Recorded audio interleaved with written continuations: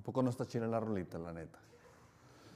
Muy buenas noches, bienvenidos a 60 por 60 de este jueves 3 de febrero.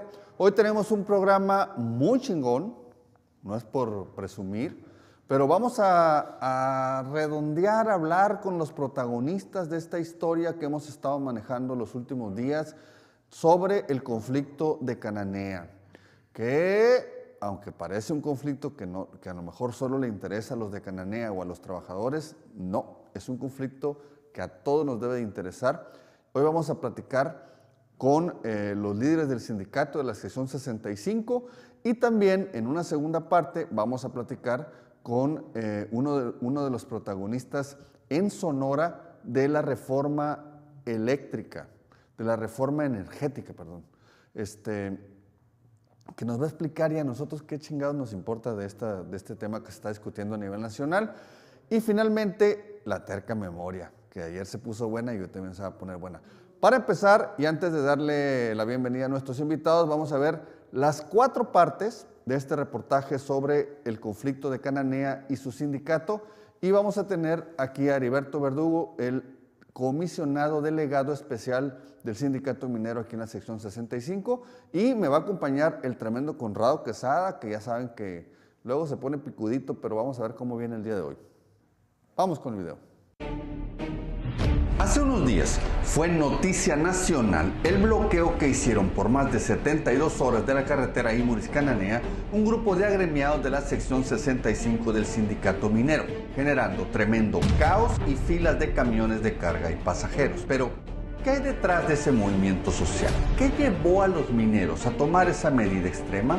En varias entregas explicaremos las verdades y mentiras del conflicto minero de Cananea, sobre todo porque hasta ahora ha prevalecido en la opinión pública y publicada la versión del Grupo México y Germán Larrea, utilizando su poderío económico y capacidad corruptora para imponerla.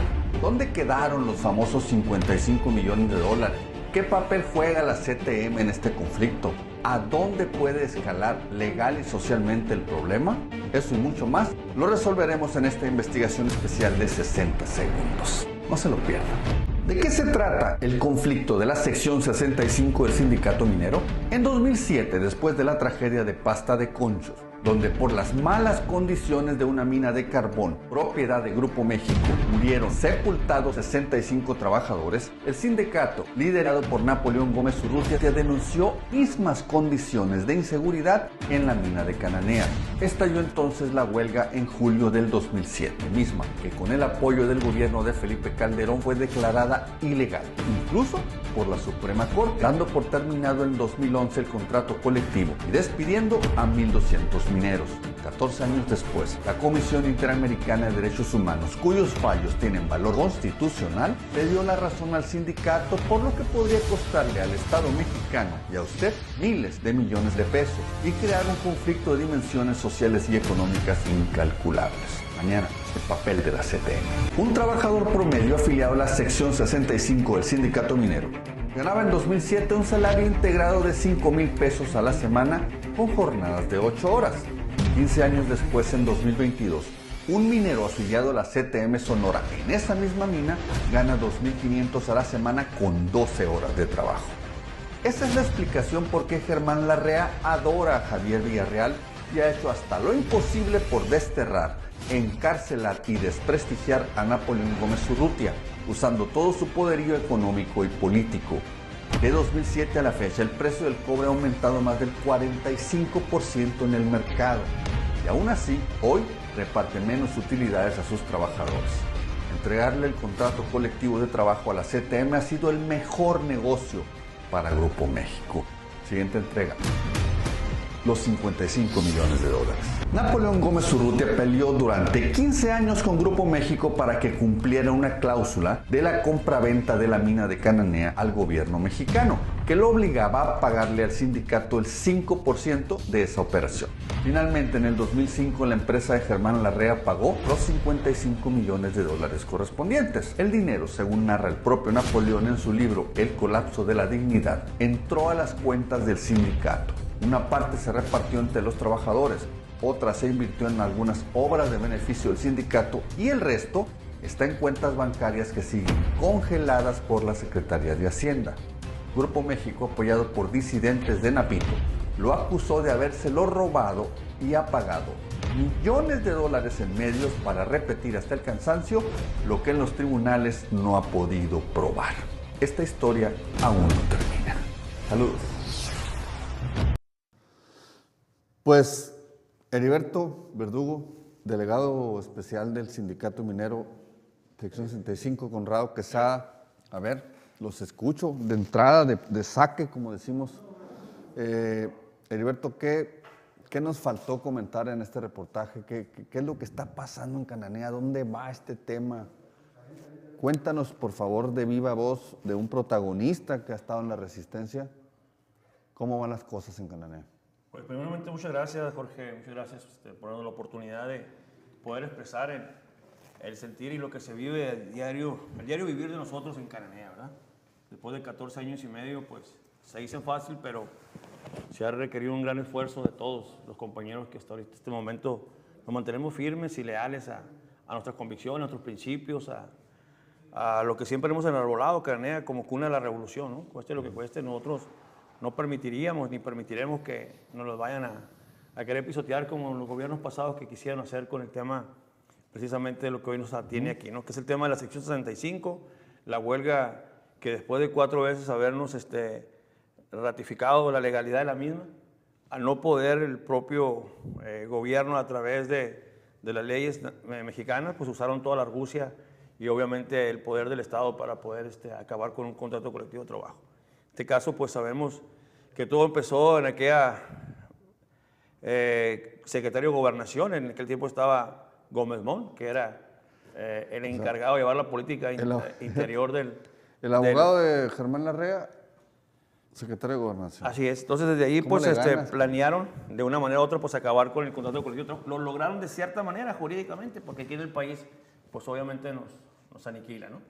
De ahí, con la visión que tiene el licenciado Napoleón Gómez Urrutia, pues, obviamente lo saca de aquí del país y nos llevamos a la Corte Internacional, donde después de casi 7 años y medio, 8 años y medio, nos dan la admisibilidad el 28 de mayo de este año, ¿no? Entonces, de ahí empieza de nuevo a entender, a ver que lo que en un tiempo nosotros decíamos que nos asistía la razón, aquí en México nos dijeron que no, hicieron unas argucias, lo peor del Estado en contra de nosotros, pues logramos ahora que unas leyes internacionales, que obviamente sabemos que están muy vinculadas al primero constitucional, y de ahí que nos digan, sí, efectivamente los puntos que ustedes están planteando, que fueron los 8 puntos, los tomamos y los acogemos y efectivamente le damos la admisibilidad a los peticionarios, que éramos 825 en ese momento.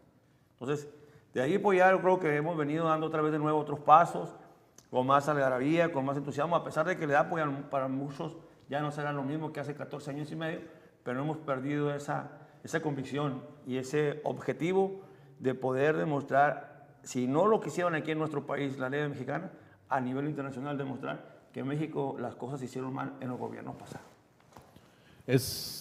A mí me tocó cubrir el conflicto de Cananea cuando iba la Policía Federal a quererlo sacar y lo recibían con los balines, ¿no? Esa época fue la que me tocó cubrirle a mí como periodista.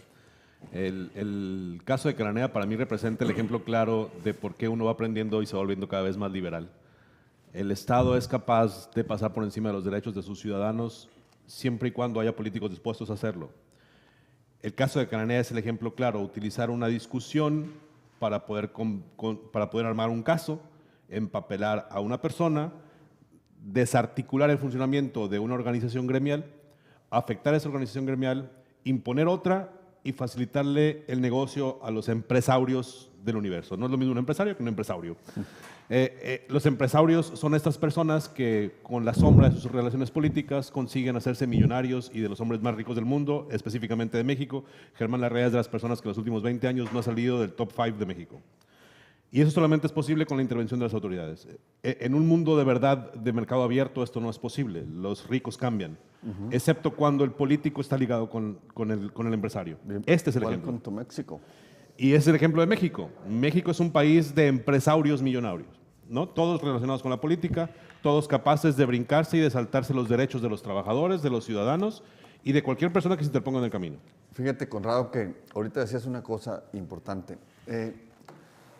algunas de las reacciones que he recogido de este reportaje es: ¿cómo? Napoleón es un rata, se robó los 55 millones de dólares. Y la verdad es que no hemos escuchado la versión de Napoleón. Muy pocos. Porque es abrumadora la forma en la que se emprendió esa campaña. Totalmente. Mediática, política, jurídica. Pero hay un indicador, y Heriberto me puede corregir. Hay varios indicadores importantes que en lo particular a mí me hacen dudar de esa responsabilidad. Uno, pues ya está de vuelta. Sí, claro. Es senador de la República. Digo, si se hubiera robado 55 millones de dólares a los obreros, yo dudo que el presidente López Obrador le hubiera abierto las puertas de su partido para que fuera senador plurinominal. Dos, mientras estuvo en Canadá, si bien no tiene tratado de extradición, no es que te vayas a refugiar allá. No, es un país con un estado muy fuerte. No, el gobierno canadiense analizó la situación legal y le otorgó el asilo político y la protección. La Unión Europea también hizo lo mismo. Algunos otros, los sindicatos y el gobierno alemán, ligado al sindicalismo alemán, que es muy fuerte. Sí. O sea, no es que lo estemos defendiendo, simple y sencillamente la realidad jurídica, ahí está. ¿No? Para mí era muy sintomático estar en las reuniones, porque me tocó estar en algunas reuniones en las noches, en las instalaciones de la sección 65, cuando se juntaban todos los miembros del sindicato y analizaban, incluso escuchaban mensajes de Napoleón que enviaba desde Canadá. Y el mensaje era el mismo: bueno, es que si ese es su problema, suele tener dinero para yo poder pagar. Si ese es el problema. Porque aquí hay un juego bizarro del Estado mexicano. Primero les congelan las cuentas y luego les se paga. Pues no están congeladas algunas cuentas, ¿no? Sí, no, y aparte hay que dejar algo muy claro. El licenciado Napoleón en su momento se pagaron. Se pagó una parte de ese dinero. Yo creo que Esqueda, Agua Prieta, Cananea y la Cosari. Fuimos, nos entregaron la cantidad de 80,000 pesos. Independientemente de los cuentas que ustedes hagamos o se hagan, el licenciado cumplió en tiempo y forma. Y no eran los 55 millones de dólares, eran 19.5. Así es. Lo que marcaba ahí el 5% después de la venta fraudulenta de los 475 millones de dólares. ¿Esa cifra de dónde sale, los 55 millones de dólares? Los 55 millones de dólares sale precisamente después de que el senador, ya como secretario general de nuestro sindicato minero, pues empuja con su capacidad, con su conocimiento, de ver el tema de por qué no se había entregado, ¿no? Y desde ahí, desde el 2000 al 2003, empiezan los primeros golpeteos entre el Grupo México y el Sindicato Minero, porque habían pasado muchas situaciones anteriores a eso. No habían quitado un bono de producción, habían querido bajar salario, ellos llevaban un paso adelante en el tema de la imagen del sindicato. Algunas gentes que estaban al interior del Sindicato Minero estaban traicionando al propio trabajador, ya habían ido muy adelantado el tema de Cananea, ya se habían acabado un movimiento con el 98, habían cerrado la clínica, o sea, ellos llevan avanzando en el interior de lo que es el tema. Llega el senador como secretario general y automáticamente los pone en alto. Reconocen la figura de él ante la toma de nota, lo reconocen como tal, y desde ahí empieza una guerra. El licenciado, al llegar él, nos regresa en el bono de producción, trata de buscar que haya utilidades, porque en la historia de Cananea jamás había utilidades, era una mina anteriormente paraestatal, y hoy como una empresa privada menos, ¿no? Entonces el licenciado empieza a exigir que haya precisamente las utilidades, que empiecen a entregar las carátulas, empezamos a profundizar en el tema, y desde ahí se va junto pegado con el tema del 5%, porque también se mete una demanda por parte del senador, esto hay que decirlo, y desde ahí se pone y se llega a un acuerdo que no son 19.5 millones de dólares, porque es el capital social de lo que se daba el 5% de la venta de los 475 millones de dólares. Y de ahí se hacen algunos arreglos, algunas situaciones que en lo personal yo pecaría de hablador, no me tocaron esa clase de acuerdo, pero el resultado final fueron 55 millones de dólares a repartir en las secciones que yo acabo de mencionar. Lo otro, si bien es cierto, hablan de que están congeladas, y es correcto, porque no podemos mentir, ahí el mismo IFAI lo tiene, ahí están las cuentas congeladas, se da cuando a partir de que si viene el tema de pasta de concho, buscan una cortina de humo y lo primero que buscan es, vámonos sobre el licenciado Napoleón, a través del tema de los 5%, una bola de testaferros de Grupo México, y obviamente pues así combinó sus intereses y por ese lado se fueron tratando de opacar el homicidio industrial que debemos de reconocer, que fue un homicidio industrial o de pasta de concha. Y así lo tipificó, y así lo manejó el senador, y pues de ahí se viene el problema en contra de él. Y desde ahí nace el famoso 55 millones de dólares, que es como va y viene, va y viene, pero en realidad demanda más, demanda viene. El senador ha demostrado en los diferentes juzgados, ante la Suprema Corte de Justicia, fue exonerado 11 veces por el mismo tema, fue exonerado. Hoy sigue todavía sobre el mismo tema, pero en realidad no se le ha podido demostrar jurídicamente ni que hay un robo, ni que mucho menos se apropió de algo que no es de él. Yo quisiera hacer ahí un recordatorio, yo creo que los que me escuchan, en el 2004, en el 97 yo fui despedido de la empresa, por no estar de acuerdo con un convenio de productividad y algunos detalles que había ahí. Y nosotros emprendimos una lucha en el 98, hicimos la primera comisión por el 5%. Fuimos los primeros que demandamos como trabajadores. Nosotros llegamos el caso hasta la Suprema Corte de Justicia. Y ahí está establecido donde dicen que sí, efectivamente, yo tengo derecho a que me paguen, pero soy el titular del mismo.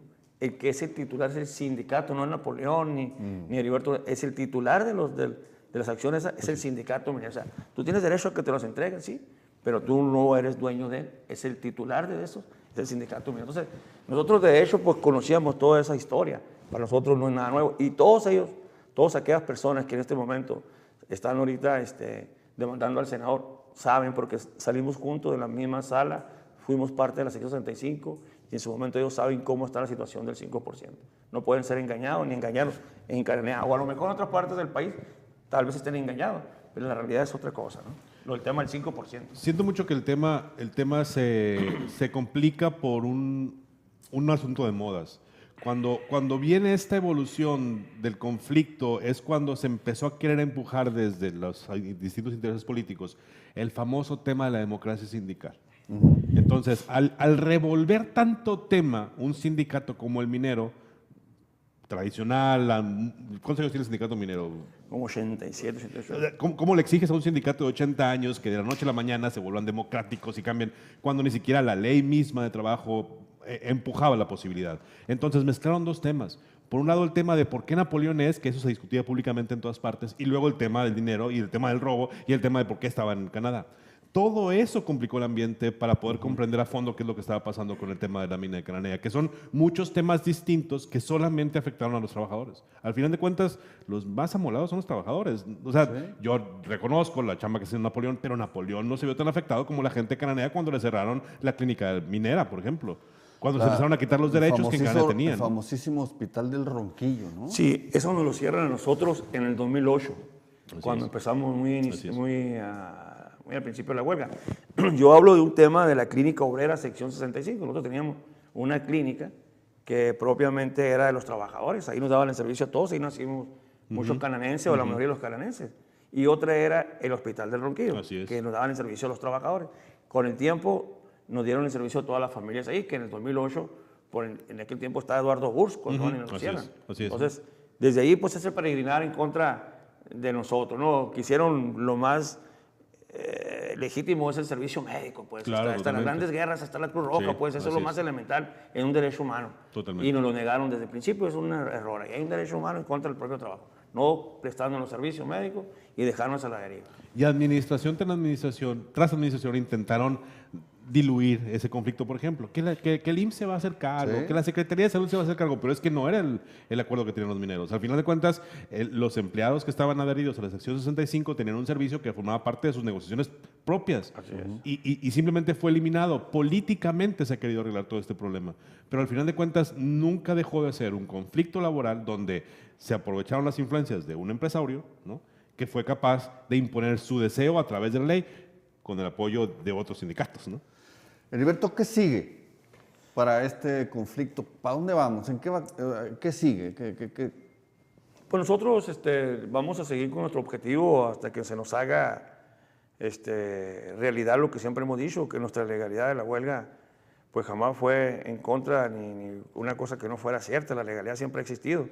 Y lo que sigue es ahorita en gobernación, que se estén llevando las negociaciones.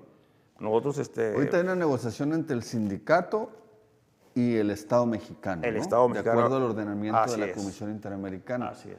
Pero ¿cuáles son los escenarios después de eso? En esta negociación, ¿qué es lo que puede pasar?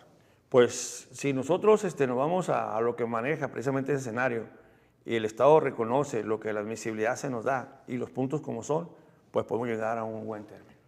Es el Estado el responsable. ¿Pero qué es un buen término? Pues que nos reconozca nuestra huelga, o sea, que nos den nuestros derechos, que nos asisten, que nos regresen el Estado. Que se regresen, que se cancele el contrato que tiene la CTM actualmente, así es. Regresen ustedes a sus puestos de trabajo del 2007. Así es.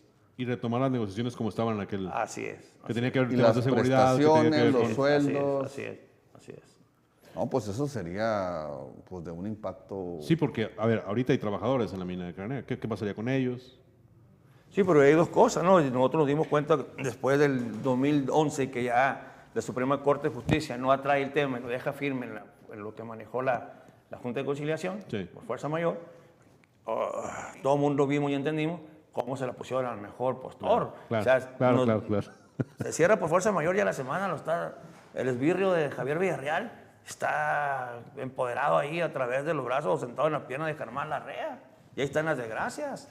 A tal grado de que nosotros nos damos cuenta que del 2012 al 2017 no hubo aumento de salario en la pobre gente que estaban ahí. Así es. Entonces, hay muchas cosas que no podemos tapar el sol con un dedo. Mucha gente dice, es que hay que recuperar la grandeza de Cananea. Es que déjense babosadas. Pues la grandeza de Cananea depende de que sus trabajadores vivan bien porque trabajan bien en la mina. Claro. Cananea siempre funcionó bien mientras la mina hacía lo que tenía que hacer. Cuando la mina rompe, la Cananea se viene para abajo, pues. Yo insisto, antes ser minero de Cananea era estatus. Hubo años que sí, hubo años que valía la pena, sí. Ahora, pues no. Nosotros teníamos todo.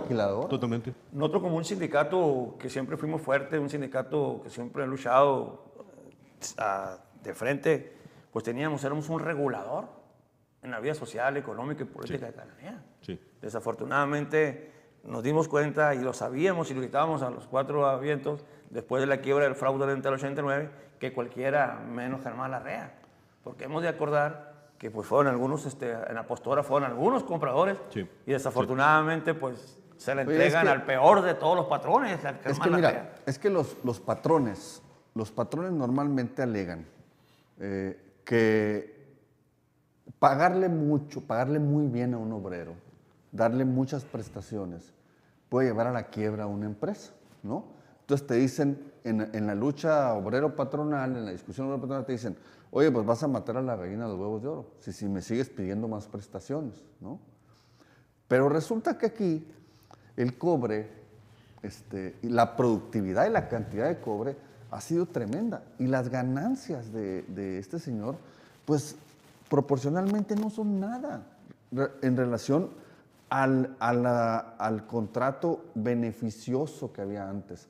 Ahora imagínate cómo le está yendo ahora, que los obreros ganan, ese dato está interesante, duraron 5 años sin aumento de sueldo. Por favor, dime qué empresa... Los periódicos. No, los periódicos te bajan, güey, te bajan.